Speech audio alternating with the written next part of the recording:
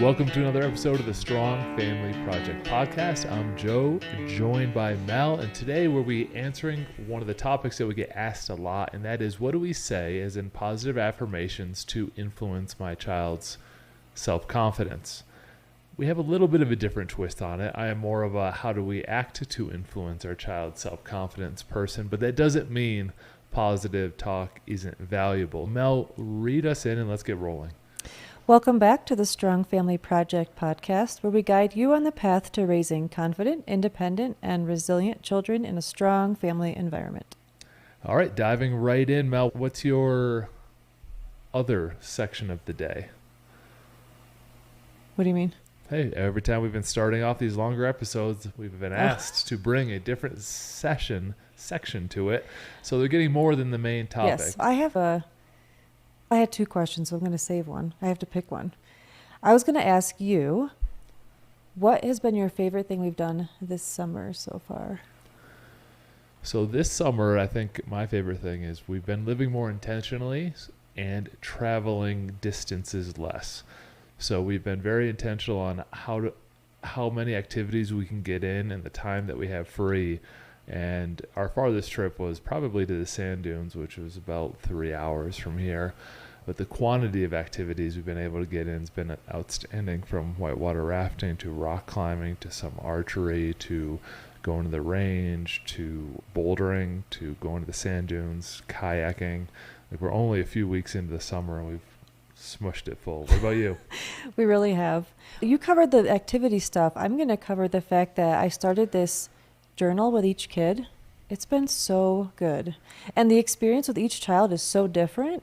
But I look forward to it every day. I look forward to seeing what they think. Henry and I share a joke. We've actually done some problem solving in the journaling that we haven't necessarily talked about it in person. We've worked through it in the journal. It's been really special, and I'll do it every summer. What was your favorite moment from this morning's family workout? My favorite moment? Oh, I think it was watching Henry push himself to do the rower even stronger. Because he's so coachable. Like, you told him maybe you should just row 30 times with your eyes closed before you look. And I saw him try that. And he's always so quick to try something coachable. And I really admire that. Mine was probably the course correction that I had to give Logan, because I think it is important that we have constant gentle pressure. And this will lead into today's topic. He tries to choose the path of least resistance often, from journaling that you mentioned to the exercise. Like, constantly coach him, like, hey, when you're doing your push-up, you have to get your head above your hands, your elbows don't flare out, you don't shoot your hips back. And yet he does it almost as like a class clown type thing. Oh, what can I get away with type thing. And we had to have just a real couple sentences on who's accountable for the results you're getting, and how are you going to behave when we're not in the room if this is how you're choosing to take care of yourself when we are in the room. And it was said calmly, but I want to make sure that it gets the message. And so make sure that we deliver it on a constant basis without a ton of extra emotion, that he's responsible for his outcomes, and he better start investing in his time better when we are there to help coach him, because soon he'll be independent and he's got to have those habits. We even brought a little humor into the mix. We said, it's so shocking how much you enjoy doing things twice. Because oftentimes if he doesn't do it right the first time, he has to redo it. Yeah, I guess you enjoyed that set of push-ups the second time, because it didn't really happen the first time. So I like that we always try to bring in like the low heart rate, nice and calm, but also a little bit of humor that makes it a little more memorable and doesn't just cause him to jump to fear. Let's get rolling on the positive affirmations. Give us a little background on what they are, Mel, and what are your thoughts on it? Positive affirmations and child self-confidence. So when I hear affirmation, I think it's a great word for mindset. Like, how do you talk to yourself? What do you say to yourself to try to get yourself through situations? But when I started thinking about this topic, I truly jumped right to action. So maybe I'll start with an example. We were climbing the other day. So on 4th of July, a family invited us to go rock climbing with them at a local place at Red Rocks. And it's like the legit climbing where you go and you Well, I'll back up the story just a little bit. Okay. I almost invited ourselves to go climbing Oh. with them because Okay. we don't have a lot of the skills. We've covered this on a previous episode, is that we are very thankful for the people around us. And I knew this family, Rudolfo and his family, did do some climbing. It was 4th of July morning. They love adventures too. And I knew he was more skilled, and I wanted the opportunity to see how he did it with his kids, because his girls are supremely confident. They do those aerial silks where they're like Circus Olay stuff. Right. And I'm like, wow, these girls are doing that. I don't know the exact ages. 13. 13 and, I don't know, 10 maybe? Yeah, she's 10-year-olds right up all this stuff. And I wanted the opportunity to learn from them and their family. So that's an important piece. Being around people that are skilled and have confidence certainly boosts confidence. But in this particular day, we showed up, and we had done this once or twice last year, like not very much. And all of us were going to get ready and get up there. So one at a time we'd go up, and my son Henry went up, and he was nervous. So coming down can be a bit scary when you don't have the skill set. And even though Rodolfo was explaining how to do it, you got to sit back, he still struggled on the way down and almost did not want to try again. And you can think about the way down as repelling. It's like in a lot of those celebrity TV shows, they go out and make the celebrities do something hard. The second episode's always they have to repel and trust the person on the rope while they put their feet against the rock and walk down. So there's a certain technique to it, but your body wants to just cling to the rock, and that's really what makes it worse. You want to be able to sit back, and you have to really trust the person who's belaying you, who has the rope at the bottom, to be able to get down. So after that first one, he pretty much just walked away and was not having it. So he had some fear. Maybe he was a bit embarrassed that he didn't go as well as he had hoped. And what he did, though, is Joe had a conversation with him to try to get him to try again, because when we asked him, he said no. And then once he got convinced to give it a shot, he came to me and asked me how I did rappelling, because I had followed whatever coaching and did it, and he saw that it was much easier and I was enjoying myself. So I gave him some tips, and then he went and tried it again. And this time he did every single tip that I said. He came down, and then when he came down, the fear was just dissolved. Like, it was gone. And he couldn't wait to get up there again. So going down was his favorite part now that he... I know. He credited your coaching, and now it's my favorite part, and he couldn't wait to go again. He's the only kid that went 3 or 4 times, because we were there for hours. Yeah, we were there for quite a while. And honestly, what made me excited, I really wanted to talk about that example on the podcast this week, because it was such a great situation where we watched him overcome the fear. And as soon as the fear was overcome, his confidence was boosted. Like, we saw it happen just like that. So I think my first thought about affirmations is there's much more to it than just having a phrase you tell yourself. There has to be action behind it. I agree. I think the positive affirmation is merely the first step to get you started. I don't want to down talk it, but I view it as the barrier to enter into self-confidence, is saying, all right, I think I can do this. Even though I use intentionally weak language there by saying, I think I can do this, it's giving me an opportunity to try. Not like, I know I can do this, so it's not like an ego thing. I think I can do this. Let me give this a shot. And that's positive enough to get in the game and then check the actions to see if you get the behavior you want. But I want to take a little step back to what you're saying about the rock climbing story, because there's a little bit of anatomy, generalizations behind that story of things that happened which can be applied to a lot of other situations. So it looked something like this. He tried something challenging. He didn't like it and didn't want to do it again. We said, okay, cool. Why don't you sit down and play? We didn't say, oh, you're a chicken. I've heard parents, I think my dad said, oh, are you going to be a scaredy cat? Like, you start insulting a child. Like, I've seen that a lot in parenting. And I believe it's happened in my life. And it obviously, things worked out, so I'm not offended by it. But like, that sort of stuff is common in parenting. You'll have to try it again, go down, you'll be up in 10 minutes. Like, challenging the child in a way that is not the moment. He came down. He had fear in his eyes. He did it. But I didn't say, oh, you did it. Look at the bright side. I didn't go either direction. I didn't say, oh, it was so awesome. Just forget about all the challenges. You did it. Try to cheer him up. And I didn't say, oh, you're a scaredy cat if you don't do it. Those extreme ends of the parenting spectrum that do happen all the time don't help the child through fear, because in that moment, the emotions are too high. He's still feeling fear, and he's still feeling like he doesn't want to do it. And so what he needs is some space and time to think about it and watch other people without being challenged or questioned or insulted even. And so it was very intentional for me to just say, he got down. I was doing the belaying. He came down right next to me. He said he doesn't want to do it again. I said, okay, sit around, have some fun while everyone else is doing it. He needed some time to work through it.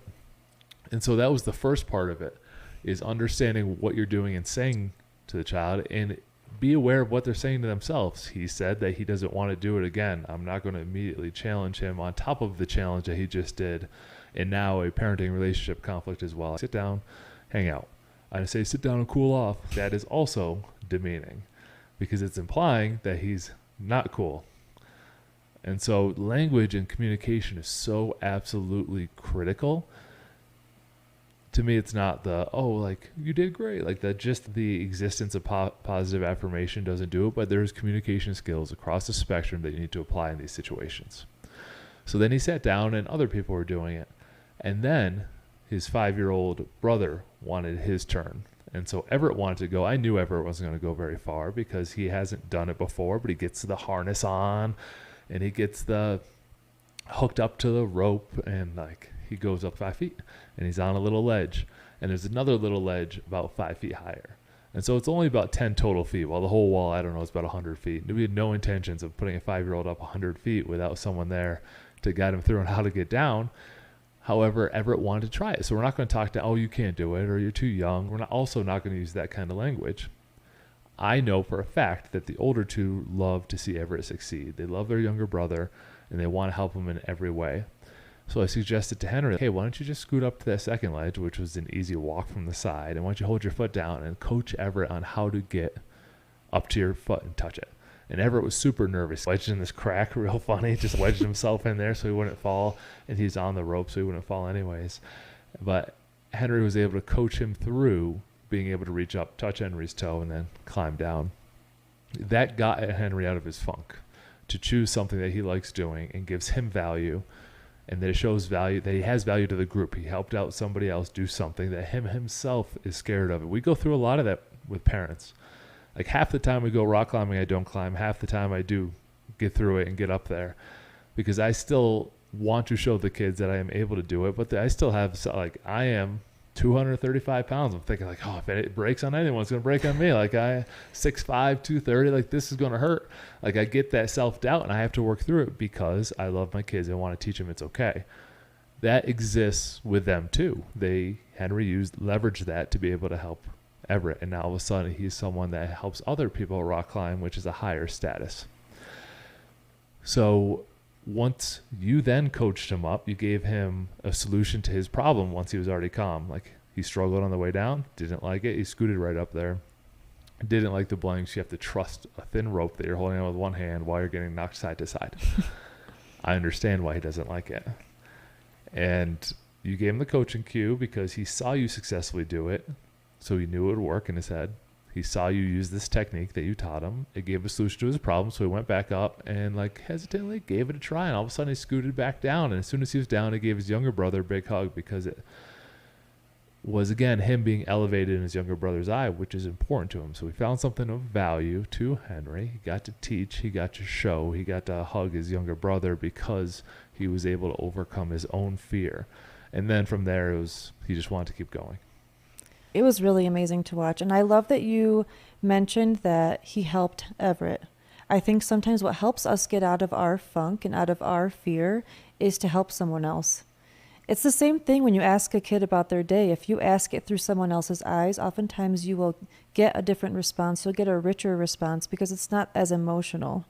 And I wanted to take a step back a little bit and just talk about fear, because we're talking about families here and the influence parents have on kids. And part of that is parents realizing their own fears. So you mentioned one, like, what if the rope doesn't hold you? And then that could just stop you from even wanting to try. But I think it's important to realize what are our fears as parents, and are we then pushing those onto our kids? So if a kid's going to go try something that's challenging, saying be careful all the time, or what if you get hurt? Those kind of questions, I think, are almost our parental fears. And of course we don't want our kids to get hurt. I get that. But when we just on default will say things like, please be careful, don't get hurt, what if you could get hurt, that immediately creates doubt in the child. So I think it's really important to realize as parents, what are we afraid of? How are we, again, communicating that to our kids? Are we overly coddling them? I was talking to a mom who she has an 11-year-old son, and she's so afraid just because there's so many people in this world today who you might not agree with or that might do something strange. Like, for example, she won't let her kid go into a boy's bathroom, even though he's 11 years old. She's too afraid something strange will happen. And now this kid is starting to get to the point where he's embarrassed. But at what point will you start to let go and try to create some confidence in the child that everything will be just fine? So that just came to mind because we as parents have to realize, hey, I have this fear. I have to realize, is it rational? Is it true?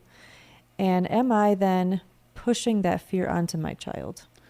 We say things to pacify ourselves, and we don't think about the impact it has on the child. Be careful is probably the number one example. There are certainly other ones. And once we say it, we feel better, like we did our parental duty. However, we don't think about how it impacts the child's view of themselves, that they are someone who needs to be told about all this. Be careful. So what would you say instead of be careful? I would say something like, I love that you want to try this challenge. Let's see you do it. I want them to see it as, okay, this challenge, let's say take the rock climbing, for example. I think one of my defaults is be careful. Like, I'll watch and I think my body kind of shows it, even if I'm not saying it. But like Everett, for example, he's 5, he hasn't done it. It did make me a little nervous. But instead of saying, be careful, watch your step, it was more like, go for it, and trusting that obviously I trust you to hold him on the rope, and Henry was coaching him up. So I think it's more being an encourager, like flipping it around. So if it's something that you're willing to let them do, to say it in a way that you're still encouraging the challenge and not discouraging it by saying be careful, because be careful almost means don't do it. I will be vulnerable here. We do a lot of mountain climbing, and I struggle a ton with kids and ledges. I see the kids walk across the floor and they just fall over. And so what makes them think they can walk up to a ledge and like peer over and giggle about it? And I have to temper my inner voice throughout. Like, I have a physical reaction. My heart rate elevates. Like, I don't like to see my kids at a ledge. Rock climbing, I'm fine for some reason. Like on the rope, doing the rocks, whatever. But if we're standing on the ledge, peering over off the 1,000-foot drop off the mountain, I think in Pikes Peak there's a 1,500-foot hole that the kids like to look down. And so I have to try to use different language. Hey, check the rock to make sure that it's not slippery, because what I'm nervous about is that they don't understand that surface. And if the surface has a little bit of morning dew on it, it's a different surface than if it's dry in the afternoon. They're not thinking, they're like, oh, it's a rock, I want to get as close to the edge as possible. So I will try to coach them through what I am thinking about to make it safe. Not saying, oh, don't do that. Hey, check to see if there's any growth on the rock. Is there any green stuff that you see? Check the rock with 1 foot, slide it back and forth to see if you're slippery before you go to the edge. Does the edge slope downward? Because if it starts going down, you won't be able to fall backwards and up. So trying to coach them through, but with a calm voice and not in a way where I'm telling them not to do it, but telling them what I am thinking about before I would do it. That's such a good point, because be careful really doesn't give you anything to work with. So you're teaching them a skill. You're teaching them what you're thinking through, what they should start to think through. Because sometimes I think with kids, we assume that they will think through something, but their brains That's are not. Hilarious. Their brains are not. Never once happened. I actually, with one of my kids, it's a theme now. I say whenever he's going to do something, or let's say he did do something, I say, okay, now we're going to sit down and we're going to think through the consequences, the possible things that could happen if you choose to do this. And sometimes I catch him before he does it, and sometimes it's an after the fact, like hindsight is 20/20 kind of conversation. But my point is to intentionally have the conversation with him, even though it's obvious to me what the potential things could be that would happen, so that he can start learning that skill of asking himself those questions. Okay, if I swing on this hammock on the front porch too far, what could happen? Oh, I could hit my head against the house. Oh, I could knock over my brother. But oftentimes with kids, they just are impulsive. They're just going after the feeling, oh, this looks exciting. So instead of holding them back from being able to do that thing, like you mentioned, looking over the edge, we coach them by teaching them how to ask themselves those questions, how to think through it. And some kids are more natural at it. Some kids are not very natural at it. So I love that you said that, and that gains confidence in children, being able to ask themselves a couple questions before they do whatever it is that they're going to do. Great point about how the kids are different, because everyone who's listening has different kids. Some kids need to be reeled back a little bit more, and some kids need to be nudged a little bit more. It's your knowledge of your own family and depending on what they need. We have one that needs to be nudged a little bit, someone that needs to be held back a little bit. And that's just, you need to put these things that we're talking about today in your parenting toolbox and know when to apply them. One such tool is to use questions instead of definitive statements. I like to ask, hey, what do you think is going to happen if we try this? What's the worst that could happen? What's the best thing that could happen? How would you feel if you are able to do this? And you start to prime them with questions when they're facing a challenge so that they can think through versus just deal in a very primal fear situation where their heart rate gets up, they assume it's bad, and they want to run away. It's the fight or flight. And really there's a big space in between because we're not dealing with a lot of fight or flight activities. We're trying to work through their expanding of their comfort zone so they can do more challenges. And I find asking better questions is a great way to prime a child to build their own self-confidence.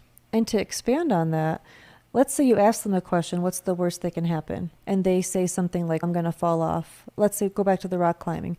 The rope's going to break, I'm going to fall down. Then it's important to ask more questions. Okay, is that really true? Is your fear really legit? Here we've got Rodolfo, who's skilled. He's teaching us how to tie these ropes that he learned. He clearly knows what he's doing. You're strong. And we even watched one of his daughters belay him, and she's half his size. So there's all these different ways that you could challenge the fear. So I think the first thing to do is when you ask the questions, if a fear emerges, to ask yourself, is this fear really legit? Is this something that is truly a rational fear that I have, or is it irrational? Maybe it's just based on the parent's fear. So I think that's where affirmations, really good affirmations, can come from. Is, let's say you're saying to yourself, I'm not smart enough. Okay, how can you learn about this? I don't have this skill. How can you learn this skill? So from the fear or from the negative talk can come a positive affirmation. Okay, I'm capable of learning this skill. I'm capable of reading this book and learning how to do this thing. So I think that's the first step, is the question asking, challenging the fear, figuring out an affirmation based on whatever their response was. And then really having, the next step for me really would be proper coaching and actually finding an actionable opportunity to test it, like we did with the rock climbing, or it could really be anything. Yeah, our example all happened in a day, but sometimes there's a little bit of a gap before they're willing to do it. And within that gap, you can provide continuing knowledge so that they feel more comfortable with doing challenges. And that knowledge isn't, oh, remember that time you tried it and didn't do it? I bet you can do it this time. Like, that kind of talk isn't helpful to the situation. I'll give an example as an adult. My good buddy Vince, we joke about this a little bit. We went up to Whitefish, Montana, and he assumed he was going to get eaten by a grizzly bear because he heard grizzly bears live in Montana, and therefore he's going to get eaten by one. We're like, all right, let me actually look it up. We looked it up, and there was like one person in like the last 20 years. Like, the odds are that you're pretty safe if you like walk around the block by yourself. You're not going to get eaten by a bear. But it's just the fear of stories that other people tell us that become our own self-limiting beliefs. Then we don't think we can do it. And to bring that story full circle and give him a lot of credit, he was out here in Colorado last week with us, and he was meditating on the front porch. Great at meditating and visualization before he starts his day. So he thinks about it and then he acts about it, what we're talking about today. And he had his eyes closed on the front porch, and a bear starts walking down the walkway, like where we walk to get to the house. And it might be 20 feet from him. And he's got his eyes closed doing his meditation. Like, hears a noise, opens it, and there's a bear walking towards him. And because we had the whitefish scenario, and because the day prior he had seen me scare a bear away from our bird feeder, he just followed the procedure, got big, made noise. The bear slowly turned. I was like, ah, damn, no bird feeder for me today. And walked down the road. This wasn't a small bear. Got some pictures of it. It was pretty funny. But it's how far someone can come with, like, all right, I'm going to get eaten, to now I am chasing a bear away. Like, in the matter of a couple scenarios that are packed with the knowledge and safety around what to do if a bear approaches. But it was really cool to see, and that stuff happens with kids, it happens with adults, that there is this process, and knowledge helps get a little smarter about the thing that you're nervous about. And usually you'll find out that it's not a real fear, it's an irrational fear. And it's great role modeling. Later that day, he was like excitedly telling this story to his family on the phone. You build the self-confidence. I chased a Yeah. bear away today. Like Yeah, there's not much more confident things. I'm rock climbing, running mountains, chasing bears. So we've been talking a bit about kind of individual circumstances, but I want to bring it to a bigger picture family-wise. We were guesting on a podcast the other day, and the interviewer was so intelligent. I loved her questions, the way she was bringing things together, and she mentioned something about how a lot of people in her audience are filled with fear still from COVID times, and that they are having a hard time getting over that. Their kids are not getting ready for kindergarten the way kids used to because they weren't around other kids. She focuses on a younger generation. And one thing she mentioned to us was she found it so poignant that we had decided, out of the fear of COVID, to do something different, to see things a different way. And that's how she put it. She said, you were sitting there and you could have just been afraid and sat and not done anything, but you chose to see things, that the things could happen a different way, which the example here is that we decided to move. And I think what I love that she mentioned was that some families might be stuck in the fear, or based on whatever they've been told, like, you'd be crazy to move. Oh, back when you were going to stop teaching and just do the gym, you're crazy to lose your health insurance. And I think a lot of times those fears shape your decision making. Instead of saying, hey, is there a different way? Is there a better way for our family? Again, asking yourself these questions. And as soon as we started to do that, we saw a whole wealth of new opportunity for our family, and we were able to take that leap of faith and make the move. And it's been really great for us. So I think sometimes it's great to talk. We're talking about affirmations and building confidence in kids, but that really starts with us having confidence as adults. And now the kids are more confident and resilient because we made that move. Now, I'm not saying moving is right for everybody. It's just one of those bigger decisions that really can uproot and then regrow your family in a way that is even stronger. In a lot of scenarios, we're faced with three choices. When the challenges come up to us, it's either some people are default action. They'll just tackle that challenge or run up the rocks. Default fear, where they get too scared and want to run away. Or where I'm suggesting we live more often, which is default, evaluate, and then move forward. So it's not, should I do it? I'm going to go. I'm going to stop. It's going. How am I going to go? And then you build the confidence through an actual thoughtful process of just running into a wall. But how am I going to do this? Coming up with your solution and then doing it. And that helps build confidence even more than just default running or default running away. Because now you know that you come up with solutions to challenges and you thought through it and you did the thing. And we've talked about a lot about our family meetings. And oftentimes this is a time when the kids are learning to be problem solvers. They're learning to think through, how could I solve this problem? What do I need to do? What are some solutions? And it's all that process. Like you said, it's not just here's the problem and then just do whatever your impulse tells you to do. It's taking that time to ask the questions, to evaluate, or even in the case of the rock climbing, we had to give our kid a little bit of time to process and just calm down. So all those things are intentional. And I think it's so important to remember that if we are more intentional with our question asking, with where our kids are at, each kid is so different. At the family meetings, the kids really are oftentimes in charge of a lot of the solution creation. And that builds their confidence, and that will spill over to when a fear comes their way. I have a question. Are you done with your list? I sure am. I guess I have two questions. That's one. That was Nailed it. Question two. So we can wrap this episode. What is a time where you were truly fearful and then overcame it? How'd you overcome it? Honestly, I was afraid of starting this podcast. What was your process? So for my first process, when we mentioned doing a podcast, my first reaction was, oh, Joe will do it. And I'll just be in the background. Like, I didn't see myself as a part of it, which now sounds ridiculous. Yeah, everyone says that they listen for you. Just wait for me to finish talking so you can say smart things. Thanks. But that literally was my first thought, was, yeah, I'll support Joe. I'm used to being in this supportive role, and I'll support Joe and make him shine. Like, I'll just do that. And obviously I realized that was ridiculous because it's a family podcast and we want to talk about our family, but I had zero or very little confidence in my ability to sit with a mic and talk and not sound like a dummy. So my next step after that, once we decided like we're going to do this, was you got all the equipment, which made it more real. And then I simply just had to do it. I did. Obviously, whenever we do the podcast beforehand, like I make a list of notes. That's part of my process. I ask myself questions. I make sure that I have things I want to say. So I'm not just, I can't do what he does where you just come up with it. And to make more sense, I need to have some notes. So that's part of my process. And honestly, the first time we sat down to do it, I felt very nervous. I felt a little bit robotic. I had my notes and then I had to go and listen to myself. And when I listened to myself, I realized, okay, a lot of my fears, a lot of the things I'm telling myself about sounding dumb or sounding too robotic or not being natural, that stuff just wasn't true.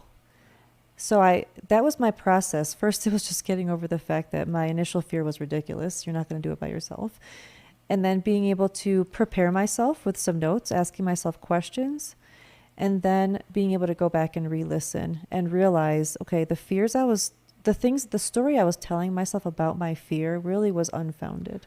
Genuine follow-up question. What role did positive affirmations play in you overcoming this fear of podcasting? Everything. Because if I had just kept saying negative things to myself, like you're not good enough, you don't know how to speak in front of a camera, Joe has decades experience and you don't, none of that stuff would have been helpful. So I had to ignore all that. And of course I trust you and love you. So that helped too. So my story of fear, and this is a weird one because I remember the moment and I remember being very scared. I don't remember the outcome. I didn't remember it until about 20 years later. So I was, I don't know, 6, 7, 8, somewhere in that range. And some relatives had 2 horses, Bert and Ernie. And my dad took us over to ride the horses. I did not want to get on this horse. This thing is huge. Didn't trust it. Shifty eyes. I've got a tail that's swatting flies. Like, not for me. And I remember not wanting to go, and I remember him bribing me. Saying, "Oh, I'll take you to get fast food or something if you do this." And I remember the fear. I remember not liking the horse. And I remember him trying to bribe me to do it, which we didn't even talk about this episode on bribery stuff, which is a common tactic.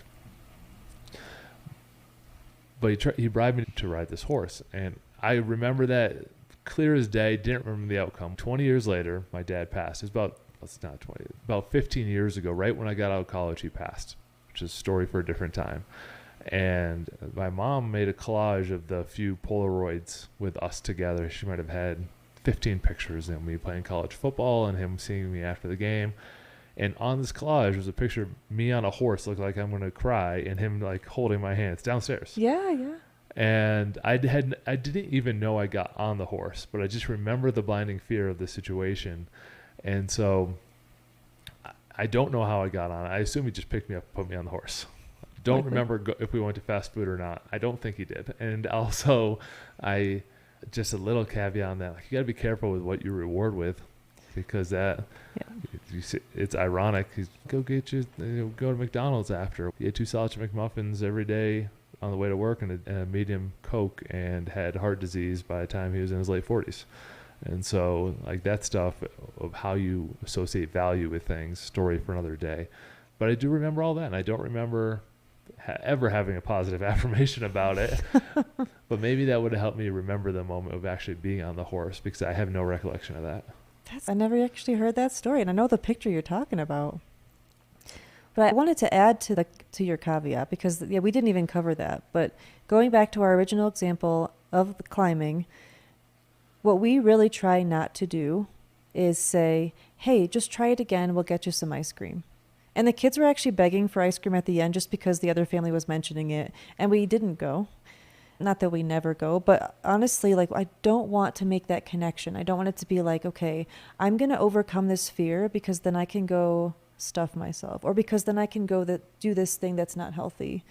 So that's just, like you said, that is probably a really easy tactic to use. Hey, get on that horse and I'll get you whatever food. And I think that's important to at least remember, or try to catch that thought in your mind. We went to the orthodontist the other day. It wasn't going to be fun. I really wanted to say to the kids, hey, we'll just get some shakes after, but I had to not do that because I don't want them to associate those things together.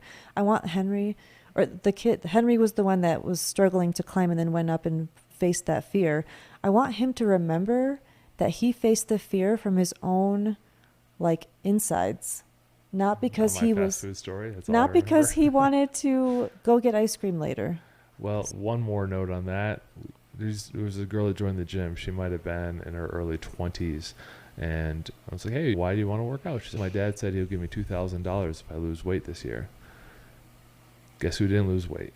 And it's not a judgment of her. She had no inner drive or association with that goal. She was doing it exclusively for the bribe. And it just doesn't work that well. And if it does work, it's a supreme Band-Aid fix. Hey, do this thing, I'll get you this. And now it starts to become a game forever. Now you've started that loop, and now you're stuck as the bribing parent, which is a dangerous place to be. Just for that 1 or 2 moments where it did work, you're causing lots of questions in the child's mind. Hey, why would I do this if I'm not getting something out of it that is monetary or food or whatever it is? Download the 7 steps of the Strong Family Path and get on the journey with us. We're happy to help you out. It's all free for you at strongfamilyproject.com. Submit your questions. Today's episode came from questions from listeners. So please do submit the questions. Visit us at strongfamilyproject.com. We get a bunch of free resources for you over there, and talk to you on the next episode.